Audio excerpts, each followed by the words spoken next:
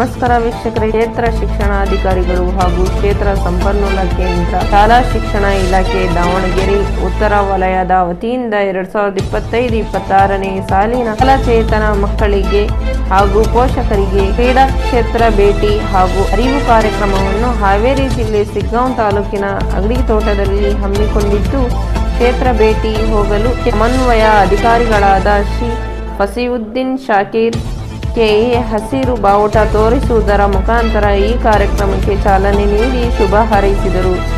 ಕಾರ್ಯಕ್ರಮದಲ್ಲಿ ದಾವಣಗೆರೆ ಉತ್ತರ ವಲಯದ ವಿವಿಧ